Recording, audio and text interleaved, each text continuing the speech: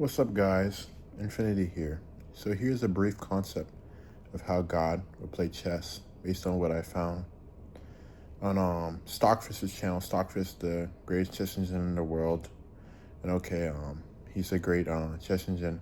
And so, he's inspirational, kind of teaches you like motivational quotes and how like chess maps onto sequences in real life, like how like each move has a consequence, and like every time you play, like you got to look plan ahead. So like say certain great players in the world, they play prophylactically, and prophylactically is a time where like you just play calmly.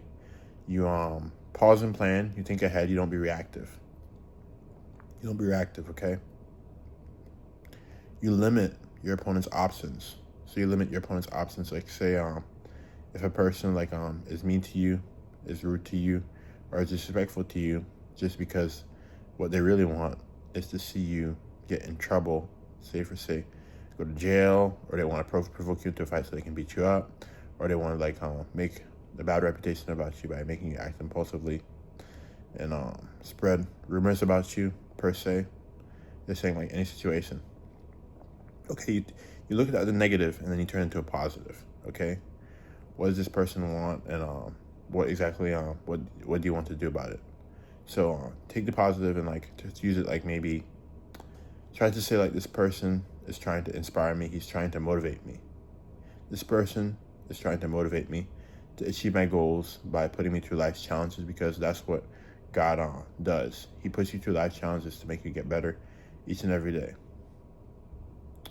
So the same way that God plays chess, okay? If God was to play chess, he'd play prophylactically, limiting the opponent's options, same way that he avoids sin and temptation, and lets the people figure things out on their own. He lets the people figure things out on their own so that they figure their course of action. But first they go through life challenges, and then they after, when things are not going so well, that's when they start to see that okay, maybe things weren't how they set out to be overall, or basically that's how it's set out to be. So, and I'm going to repeat that again. When things aren't going well in life, when life is going hard, like say you lose your job, say your girlfriend doesn't respect you, or you get into fights all the time, arguments all the time, perhaps you need to see that like it's something you need to fix about yourself. Like maybe you're not disciplined, maybe you're not you like to make promises but you don't keep them, or perhaps maybe you're not respectful of yourself. Maybe you don't maybe you're not a good leader. Maybe you're not a good team worker. Maybe you're not a good communicator. Maybe you just think negative all the time about every single situation. And so basically the way God would play chess is that he would prophylactically limit the opponent's options and turn it into something good. And then the way he would do that, he'd read you like a book. And then the way he would defeat you is like he would limit all your options. And then this basically means that he would stop everything that you're doing, and that he would basically prevent you from letting his choices affect him down the road or path.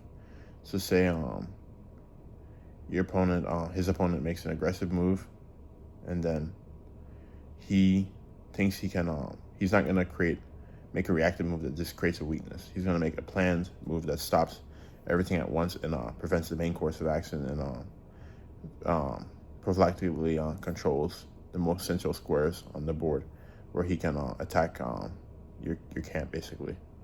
So this is like a planned sequence of moves. So think of it per se perspective. God is playing white, okay? Or God is playing black. God is playing black, we're going to say this for the start of this video. And then he plays the Sicilian defense.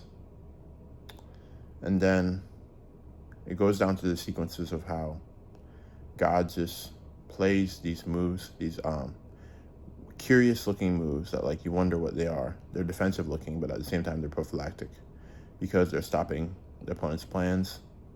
Okay, and then he sets up his army, he coordinates everything, in particular for the right, basically the right purpose. And then he strikes when least expecting. After he's got his army developed, after he's got his army targeting the central squares, the king, and then he gets all his pieces into action, that's when the tactical moments and the tactical complications and the sacrifices start. And that's how God put people to challenges to make it look like God is doing something bad at first, but he really isn't. He's setting people up for life's challenges down the road by making them more resilient, more able to accept things for what they are when they get tough. Because in life, not everything is going to be how you expect it to be. And sometimes the best course, the best way to actually grow and adapt and get better, often the best way to grow and adapt and get better is to go to challenges that strengthen you, that shape you up for future challenges, that shape you up for greatness. So I hope you're with me and you get my message. Sorry if this came out a little bit sloppy, but honestly, I'll work on my speaking skills and critical thinking skills and motivational skills a little bit in the future. Maybe read some more philosophy and stuff. But by the way, if you really like this video, don't forget to like, comment, subscribe, and tell me what you thought. And tell me anything you suggest for future videos. And then also, I will be making some part 2, part 3 videos and etc. on this topic sometime in the future when I get a little bit more informed. All right, guys. Thank you. Take care.